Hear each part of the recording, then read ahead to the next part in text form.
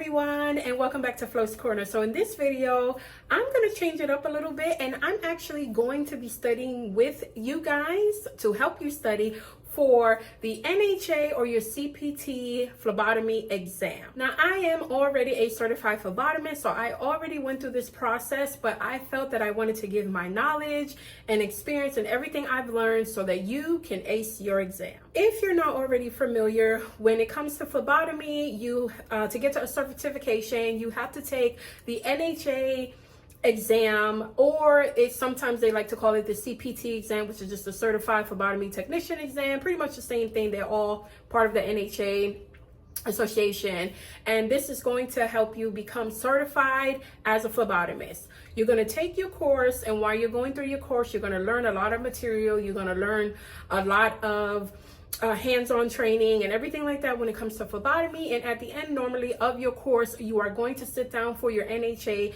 exam. When you ace your exam, then you will get your certification and you will be a certified phlebotomist. Now, I always like to reiterate that certain states do not require you to be a certified phlebotomist, but there are many employers that do not want to accept you without a certification. So it's just better that you finish your course and sit down for your certification exam, just so that you know that there's pretty much nothing really stopping you in that aspect from applying to jobs that is looking for a certified phlebotomist. Now, just a quick disclaimer that I always explain in all of my videos, that I am nowhere near a professional educator on phlebotomy. I am not a teacher of any sort and have a degree in phlebotomy, venipuncture, or anything like that. Everything I discuss on my channel about phlebotomy is through my personal experience and all of the knowledge that I have learned in my phlebotomy career. So I decided to make this video a little bit different. I am actually going into the archives of my phlebotomy journey, like when I was in my course and the schoolwork that I was doing and everything like that. I have so much notes and things highlighted and just a bunch of stuff of, yeah, I have it all, of all the stuff that I needed to study to sit down for my NHA certification exam. So we had to dust off a lot of the cobwebs to get this out and about. But honestly, it is one of those things, I feel that once you have all your notes and stuff, it's never wrong to actually go back into them and just figure out and learn more things, or reiterate or remember a lot of stuff that you need to know or kind of touch up on. And however, it can also help you in your phlebotomy career, during your phlebotomy career, and however. So I did a lot of test prep when it came to my studying for my NHA exam. Pretty much just trying to look for a lot of online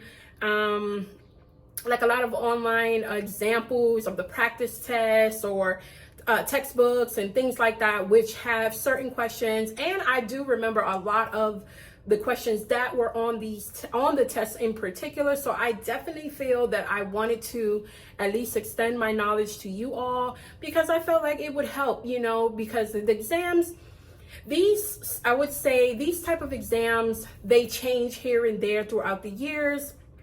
And sometimes the questions stay the same. Sometimes they reworded in a different manner or however, but most of the time it's just going to stay straight aboard of what you need to know to prepare for this exam. So in my NHA exam video, I'm going to link it right here. I already explained the different categories that they have that will have different questions of these categories on the test. You guys all know there are multiple choice questions. So they're going to basically talk about safety and compliance, patient preparation, routine blood collections, special collections, and processing. So all of these are going to be different questions that you're going to have in these certain categories that's going to be on this exam. Definitely give that video a look, because I literally go in depth on what is on the exam and how many questions go for different categories and however. But for this video, I'm actually going to be giving you the questions. I'm not going to have it in the multiple choice form. I just feel like when I study, I like to study exactly what the answer is, because sometimes I get confused on, is it A, B, C, or D? I like to read the question and then boom, this is the answer, because if I'm remembering other choices, it kind of messes me up sometimes. I don't know, I'm just a test taker like that. When I study, I like to answer the question, have the question, the answer to it, and then I'll just continue to study like that. I mean, it's all up to you on how the way that you like to study, but this is personally how I like to study. So what I was saying is that these notes that I have was things that I was studying when I was preparing for my NHA exam, and I had also typed some of these because I remembered like certain ways the questions were worded. And however, like I said, it may not be exactly the same on your exam, but it's going to be in that field, which you're going to need to know this type of question and this answer for that question, and however. So I'm pretty much going to be reading the questions, and I'm going to be giving you guys the answers. I would definitely recommend writing these down. It would be kind of a little bit much to put it in the description, trying to put all of the questions and answers in there, but definitely write it down. I'm gonna try and make this video as easy as I can with trying to put the questions and the answers on the screen, so you guys can stop the video for a moment to write down however you need, or screenshot, or however. Okay, so we are going to jump right into it. Do remember, like I said, I am going to read out the question and I'm going to give you guys the answer. If you feel that you want to expand on the answer or anything like that, you're more than welcome to Google. I'll try to expand on certain questions if you would like to have a little bit more clarity of how come this is the answer. I will do my best to get that out for you guys in this video. Let's get right into it. So, first question. A butterfly is another name for a what? The answer is going to be winged infusion set. You will definitely learn that in your course. Whenever it comes to a butterfly, they call it also the winged infusion set. Red blood cells are also called. The answer is erythrocytes. Blood in the urine is called hematuria. The anti-glycolytic agent that maintains glucose stability for 3 days is sodium fluoride. That is the gray top tube. Always remember, dealing with glucose and glucose testing is going to be your gray tube. What color tube is used to draw erythrocyte sedimentation rate, an ESR?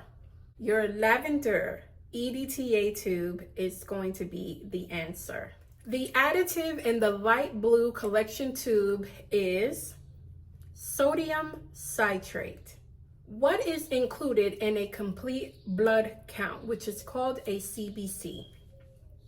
Meaning they're asking what does it check for. So it's going to check for your red blood cells, which is your erythrocytes, white blood cells, and platelet count. And also a quick tip, CBC testing is always going to be in a lavender top, which is an EDTA tube. Next question. OSHA regulation requires that all healthcare personnel exposed to blood and other bodily fluids must receive a vaccination against what? The answer is hepatitis B. So it will be HBV if it's in abbreviation, hepatitis B virus. This is actually a good one to know because some employers want to at least see that you are vaccinated against hepatitis B before they hire you, because obviously OSHA regulations, you can see, wants us to at least be vaccinated between Hep B. And it's going to go right into the next question. This is another question that may be on the test. If you receive a needle stick injury, for what bloodborne pathogen are you at most significant risk? And the answer is HBV, hepatitis B virus. Which of the following types of gloves present the lowest allergy risk for the patient and phlebotomist? The answer is non-powdered nitrile. Most places that you're going to work with, you are not going to have any latex gloves. Those are number one of a lot of, sometimes your patient will ask you is, oh, I'm allergic to latex, even though pretty much every phlebotomy job I've ever had, they always have removed all of the latex and they put the nitrile gloves. Which of the following actions should a phlebotomist take next for an adult capillary puncture after sanitizing and puncturing the site? The answer is wipe away the first drop of blood. Anytime you are taking capillary sticks from the finger or the heel. Once you puncture the skin, you're going to wipe away the first drop of blood, and then you're going to collect your blood specimen. How long should a tourniquet be on? You guys already should know this answer, and it's no longer than 1 minute. The single most important way to prevent the spread of infection while performing phlebotomy is by washing your hands. Which of the following is the single most common source of HIV and HBV in the workplace? And the answer is blood. The heart, lymphatic organs, and blood vessels are in the question mark. Cardiovascular system, or I like to call it the circulatory system.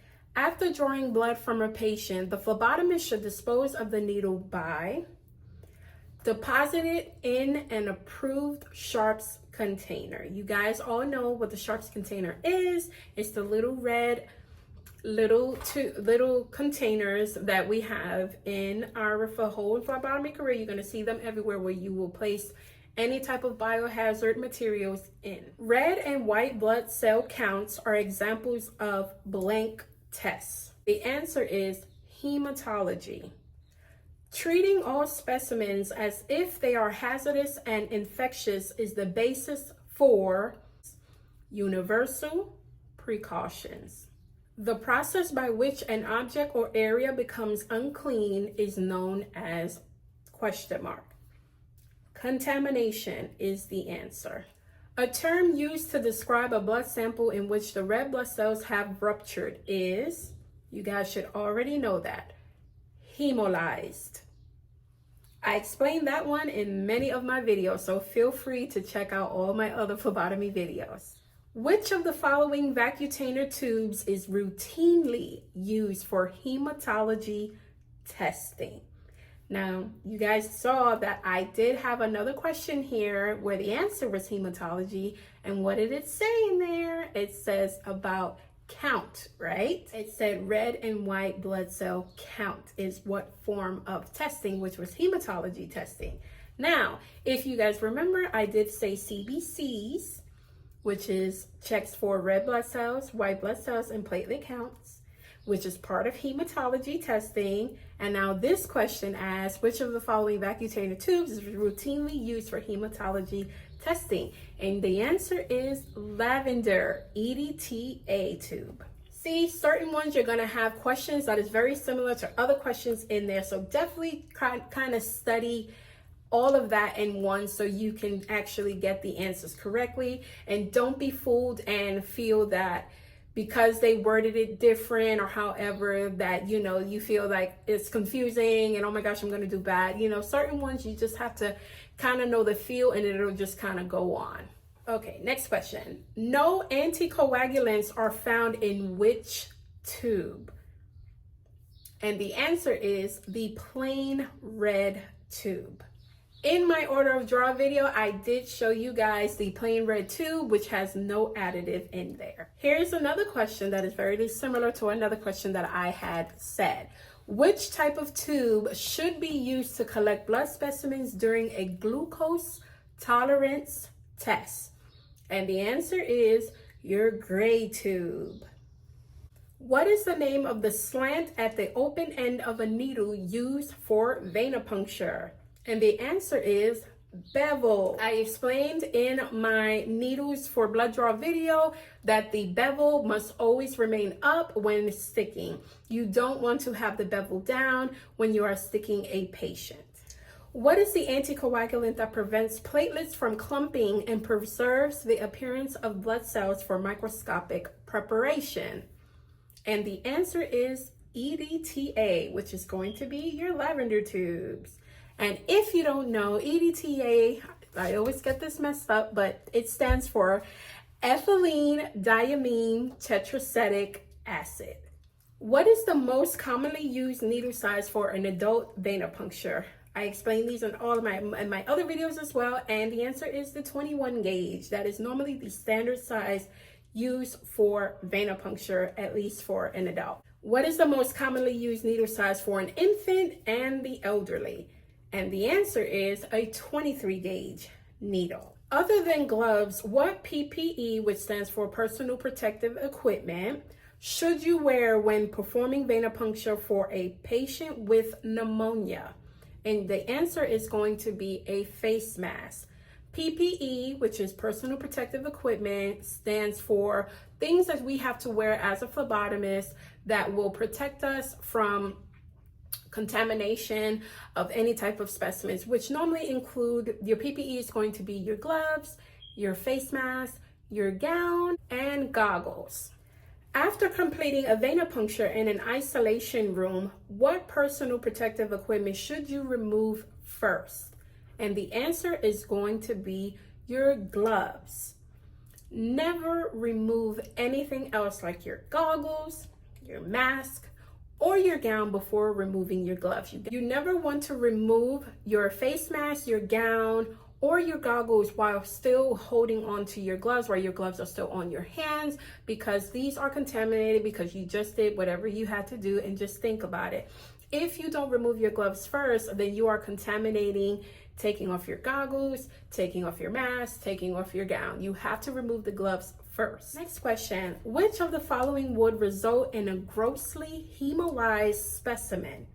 And the answer is incorrect needle gauge. I explained in many of my videos that can definitely give you a hemolyzed specimen if you do not have the right needle size for that certain vein, whether too small or whether too big, or however. The phlebotomist has a request to collect a CBC from a healthy 10-month-old, which is appropriate. And the answer is going to be either heel. When performing venipuncture on an infant, you will use the heel sticks to collect your specimen collections. What temperature should a semen sample be transported? And the answer is going to be 36 to 38 degrees Celsius. If a patient has a right side mastectomy, which side will you draw from? And it's going to be, you're going to use the veins in the left arm. So this is also taught to us in our phlebotomy courses, that if you have a patient that had a mastectomy, which is the removal of the breast, whatever side they had that mastectomy, you are not allowed to collect from that side of their arm. So if it's on the right, then you will use their left arm, or if they had a mastectomy on the left, you will use the right arm. Most of the time when I worked in the hospital, whichever side they had the mastectomy on, they would actually have like this pink like hospital bracelet, which told you not to use this side. So certain times you can see the bracelet, or the patient may tell you, oh, I had a mastectomy on this side. And however, if they had a mastectomy on both, then you will instruct their nurse on what to do. Which anticoagulant tube is used to collect a sample for PT or PTT test?